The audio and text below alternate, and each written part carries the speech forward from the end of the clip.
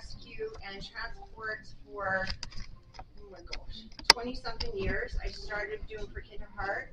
I worked at Brigham City Shelter when we were only open 2 hours a week.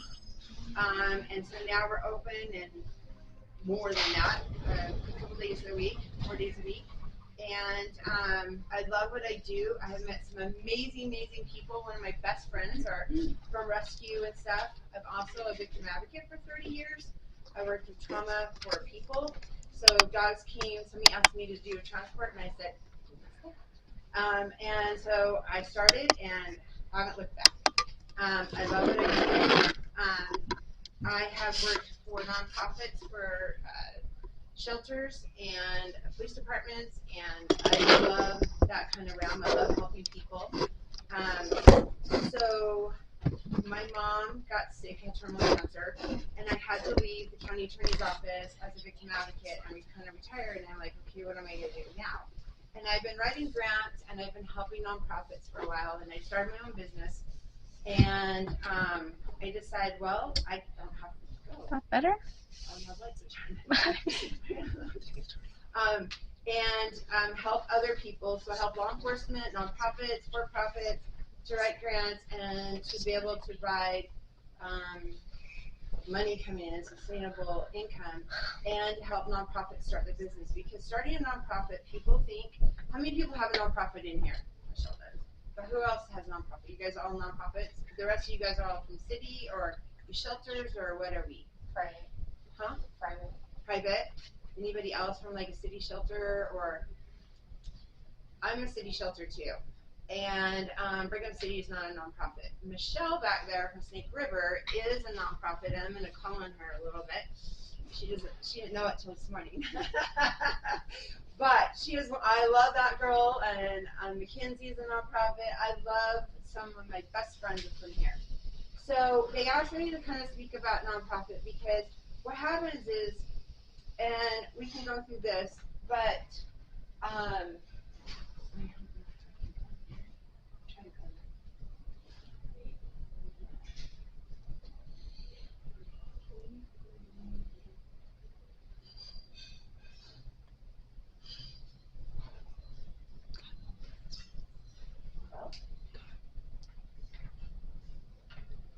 okay, we'll try to do that. Saving animals to be their hero. I mean, seriously, that's what everybody wants to do, to be, what realm we're in, right? The only, like we were talking with Arlen and stuff about bringing money into your organization, right?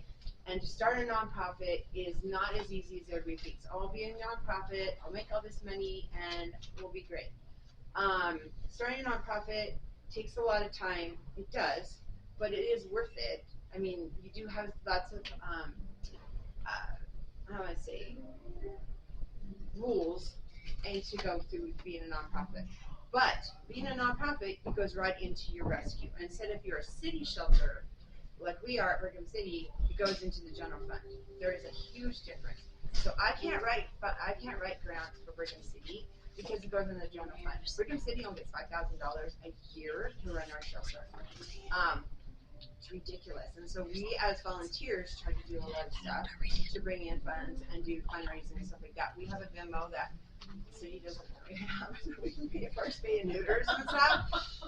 And because you can't, there's no way that you can run a shelter for $5,000. And that's, if we brought in money, it would go to the general fund, and they would do roadways and they do all that stuff. So to run a nonprofit is worth it. But I mean, there is some stuff to that, right? And so there's websites like Idaho. Are you guys all from Idaho? Like, you have to go to the Idaho, the state website and go and put in what you have to do for nonprofit for Idaho, because Utah's a little different for that, but they're pretty much all the same. And then you just go apply. There is two things of nonprofit. There's a long form and a short form. Long form costs you about $600 and something.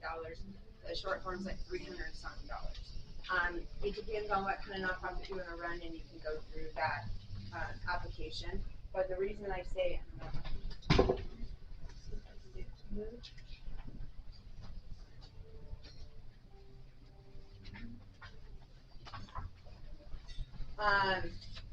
you need to give a mission, structure, building trust, potential. Do you guys all want to be 501Cs? Is that what you're looking for to do? It's an amazing thing to do a 501C, but you do have to go through a little bit, like I said, right? And you apply for it. I'm going to tell you this, and this has really been bothering me for a while. I have some nonprofits that come to me, and because I do grants for nonprofits and stuff, and they hire me to do their grants. And they're like, yeah, I said, you already have your 501C. Yeah, we paid them $26,000. $6,000 to $10,000 it costs a nonprofit to get an attorney to file a nonprofit you could do it for. I can help you with that. Seriously, and I'm like, you're a nonprofit. You don't have that kind of money, right? Like, they're already starting off taking money from you. It drives, I don't even any words for that. So to do that,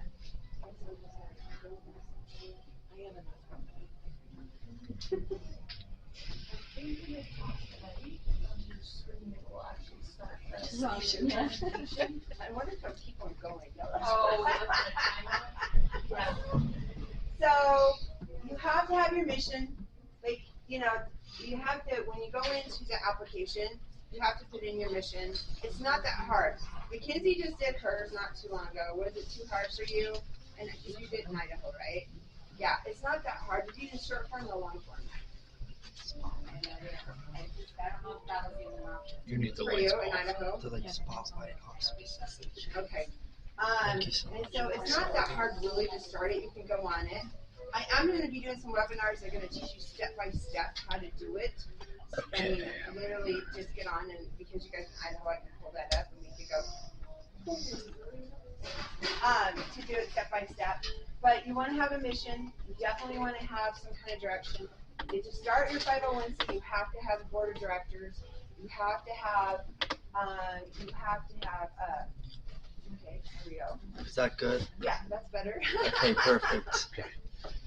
You have to have a board of directors. You have to have bylaws.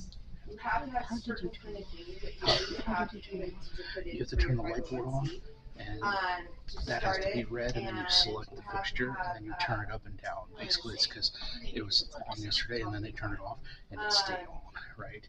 So it lost its program. For Idaho, I'm going to ask both of you guys, Michelle and Mackenzie, did you guys have to do your EIN number first, and then, or did you just? I think you did.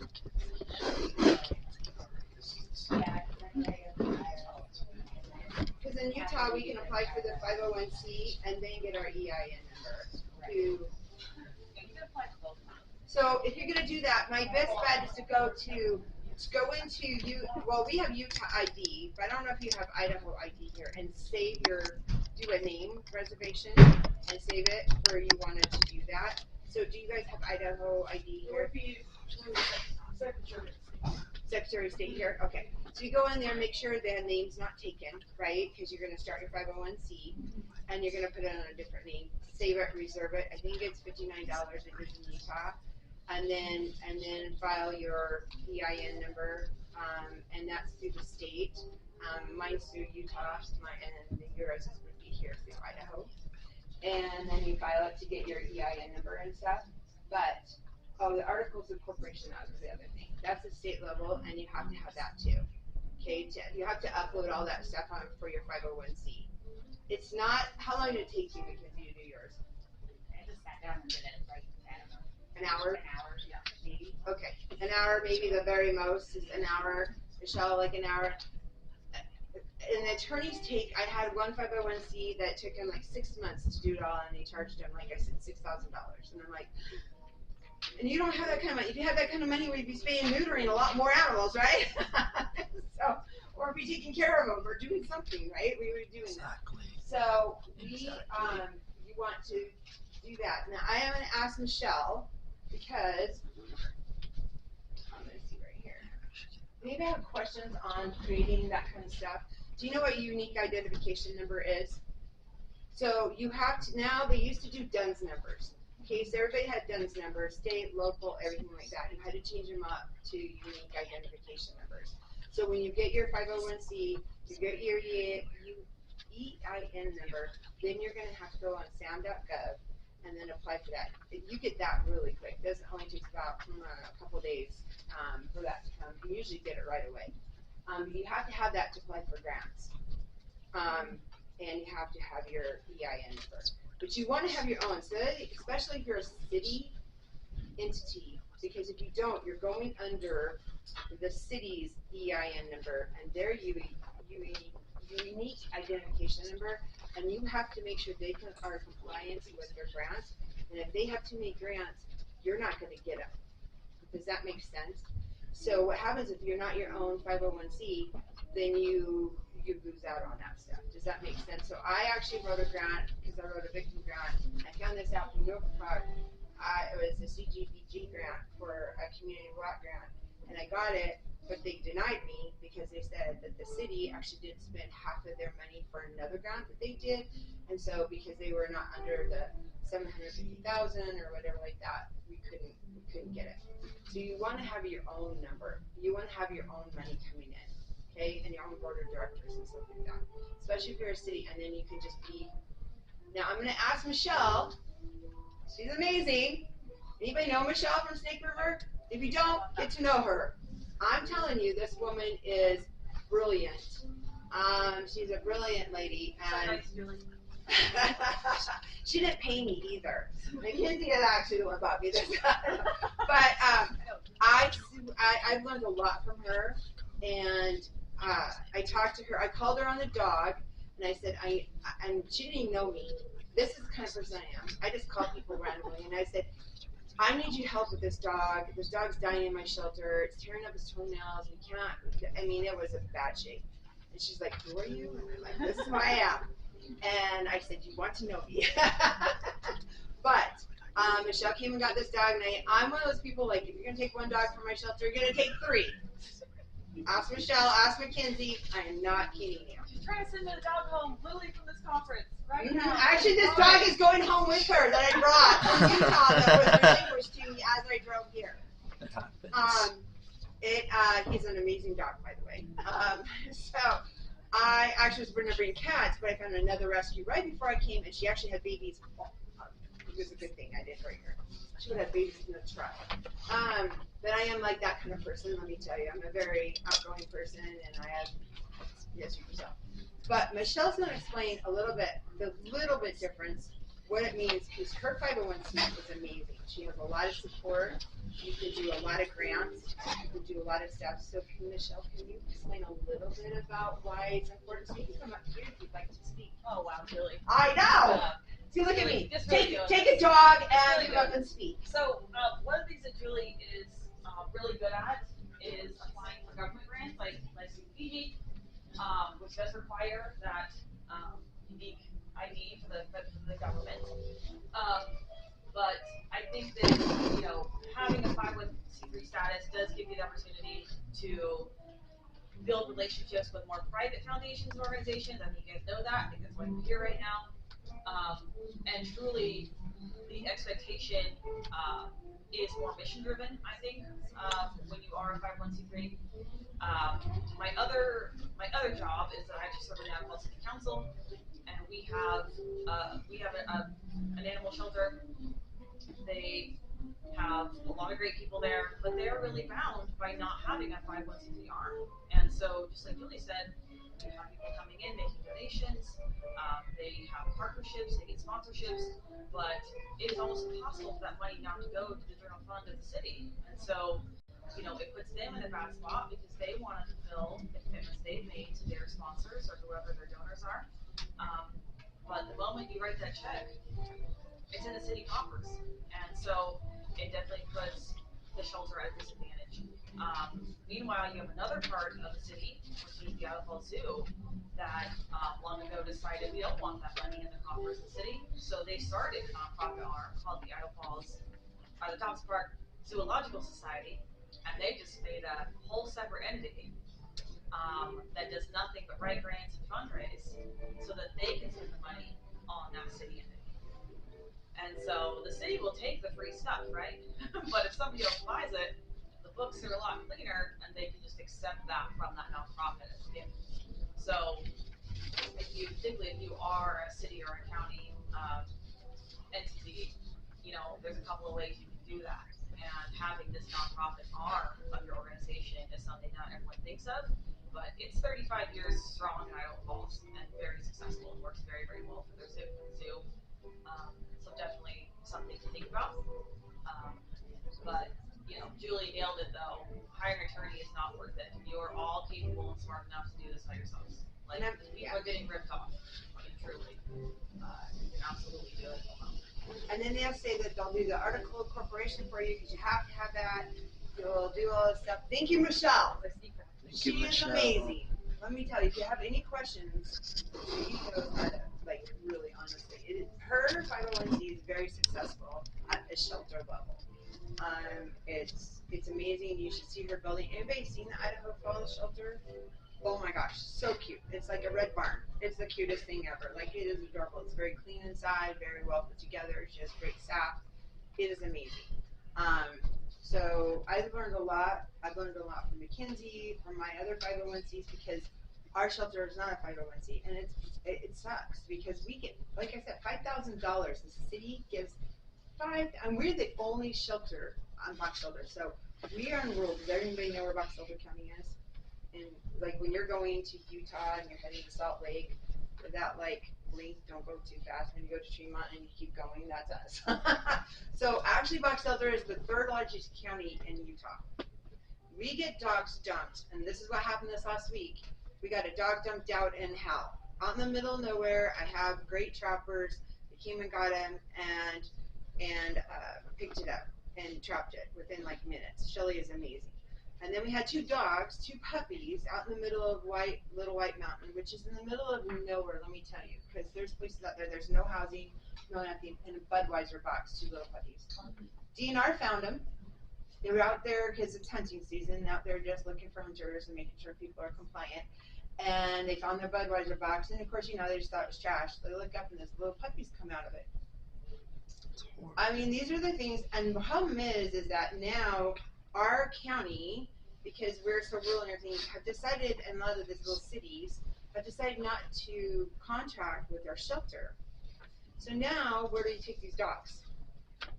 So we are trying to figure out things to work with these dogs. So they know I'll just say that I found them at Brigham. I'm just telling you, the shelter. And I bring them, or I say I get on the rescue page. And if are you guys part of the Idaho transport page? Are you all on there? So you'll see me post. I'm like Julie Carney Jacobsen and say, hey, help.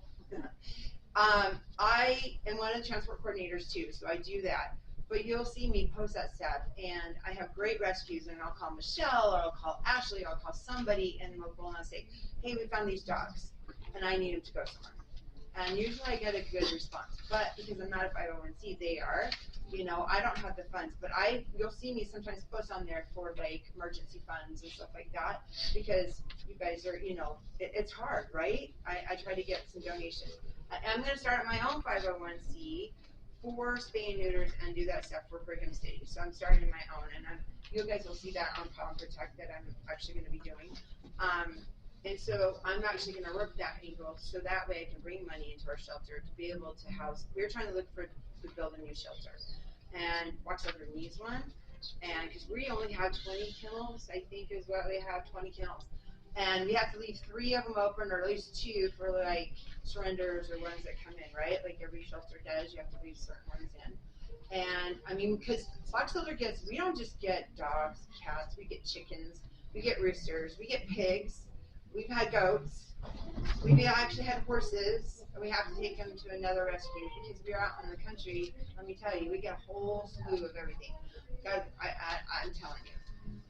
And so you just never know what we're gonna get. So I'm trying to figure that out for our shelter because we've already gone through our $5,000 budget, and we're only in September, right? So how do we stay in neuter?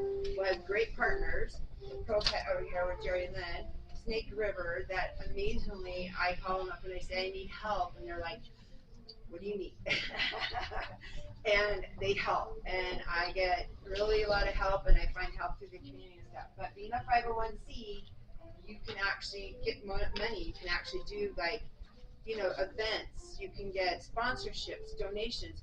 You can do grants. There's so many grants out there for 501Cs, but you have to usually, if you're a city, sometimes you can do that, but again, you have to be careful to apply for those grants under a city entity, because that money can go somewhere else, and if you do a letter of interest and you apply for a grant and you're not the 501C and you go under the city, they can get that money, and or they take it and then you're not using it for what you need it for, and you write the grant, you have to give that money back, or you have to figure it out. Well, no one has that kind of money to get that money back, right? Like, it's the reason why we're doing that. So that's one of the reasons why we want to start our nonprofit. The biggest thing in starting a nonprofit is a great board. Ask Michelle. Great board is number one key of running a successful 501c. I don't care who you are. You need board members like that work at banks, that are very well in the community. Rich people, I'm just gonna put it out there, like at B&E, I mean very well, like been in the community for a while, that have the same passion you do. They might not see the same thing that you do, but your board is actually makes those decisions for you. So like I have like Michelle can't just do anything and everything she wants to do. She has to go through the board. They have to approve some stuff. I have other people like Danielle Dustin. You'll see her on the Facebook page, right? And she's like, well, I have to find out from my board. You have to, the board has to approve certain things. I have rescues that say, okay, Julie, I can take this dog in, but let me find out from my board if we can do this, da da da da. Because they are your bread and butter, honestly. They help you, and they'll like keep you grounded. And like Michelle would probably go out and like, woo! But they do, they keep you grounded. So great board is amazing. I'm telling you. So think about when you want to do 501c, because you can't be the executive director of your board. No. You can start off to kind of be one, and then you have to get a board. I think you just need to get a board first and then do it. I think that's the best way to do it. But I have some nonprofits, so like I have cancer clients and stuff like that do for kids cancer and stuff, and she wanted to be her own, and I said no. So you can start off for like 2.2 seconds, because you have to have board meetings when you do your 501c. You have to meet quarterly. I always say meet monthly first when you're first starting off, then quarterly stuff. You have to make these reports, and then you have to do an annual report. You have to do those things. It's very important that you have an amazing board. Michelle has an amazing board. I know she does. I don't know, Mackenzie, do you have? And you come and go. Some people are like, yes, I'm going to be on the board and I'm going to do this for you, and then they fizzle out, right? Am I not correct on that? They're like, okay, it's like a little match, and they're like, oh, for it, and then they fizzle out. I mean, I've seen that happen, and they're like, they don't come in. They need to bring in money to you, donations, like you do gala, a fundraiser, golf tournament, something like that. They need to bring in funds to your 501. That's what they're for. You're to run it and save these animals and do what you need to do. Your board needs to be definitely be a big support, a big arm on that. Julie, I got really good advice from a board member a long time ago that she said when you're picking board members, you're looking for one of two things: affluence or influence. You either need individuals that have affluence, meaning that they have disposable income, they're interested in what you do. You want all of your board to be donors. It's $5 a month. The expectation is they're giving to your organization. You want 100% donors on your board. And then influence. Maybe they don't have a lot of disposable income, but they have a large social media presence, or they have a position that puts them in front of a lot of people. But I'll never forget her telling me, when you're soliciting board members, you want affluence or influence, or of course both would be lovely, but you want one of the two. And if you have an event, are they going to show up for that event and help you put it together? Because look at Gwen. She has great people here. Are they going to come help? Sneaker is one of them that supported this event for this, to put it on. Let me tell you, you want people that are going to support you, right? Like on a Saturday morning, get their happy butt up and break and go at 6 o'clock in the morning and do a run or whatever we need to do for our 501c. That's the biggest thing. We've got to have, and they're volunteers, of course. They're not getting paid, but they're getting paid by donating their time. I always say, I haven't got paid to do this. I've been doing this a long time. Being a victim advocate, let me tell you, that is not you don't make a lot of money being a victim advocate, being law enforcement. I mean, you just don't make that kind of money, but you have to decide that's your passion, right? I was in public relations. I went to school for that. That in business, this is I fell into this because my daughter was a victim, and then physical dogs and animals are victims too of people, and so I love what I do. I mean, my husband and we have lots of foster failures. At my house, we have dogs, horses, and goats that are all foster failures. And so I always say, just make sure, and you have to be ethical on your 501c. There's some 501c's, let me tell you, in Utah, and there's a big one, it's a therapy place. If they didn't run their 501c good, they're not ethical, they didn't follow the rules, and they are getting in big trouble. I mean, the government will come after you. But, you know, if you do what you're supposed to do, then you'll be great, right? And have a good person that does accounting, that keeps your books. Have somebody on your board or something like that that can keep you give all your receipts to that person, and they do all that portion of it. So they keep you in line. Like I do that for 501c's. I do that for nonprofits and for-profits and law enforcement, and I make sure I need your receipts. I need to put this in your spreadsheet because I give them a spreadsheet each month of grants that we've applied for, what this is, because you have to apply for your charitable donation every year. You have to in Utah, Idaho, you have to still do that every year, right? Don't you have to put in for you do charitable donation, and what else do you have to pay for each year? You can do a Form 990 every year. Okay. So just know, I mean, it's actually good. Don't pay an attorney. I'm gonna do a webinar in a couple weeks. Don't pay an attorney to do that. We'll go step by step how to apply for your 501c. Don't do that. Like, don't, please, because you don't have $5,000. What would you do if you? With $5,000, right? You wouldn't pay an attorney, right? I mean, seriously, I about cried when somebody told me that's how much I pay this attorney, and I was like, you've got to be kidding. How many people are minimum for a board? Well, Michelle, how many you got on your board? So, we've been around 10 years, so. You have quite a bit. That being said, so we have 13 board members. I think 5 is always a good number to start with. 13 is kind of a lot. Should it always be an odd number? Yeah. Okay. I would. So that way you can tier your terms too. So the trickiest part is the very beginning, when you start a board, you do need to put people on different terms. So, 2 years and 3 years, for example, so that you don't turn everybody off at the same time. We do 3-year terms for our board members. I like 2 to 3. I wouldn't go more than that. I wouldn't go less than that. It takes way too long to learn the industry, really, of sheltering and nonprofits.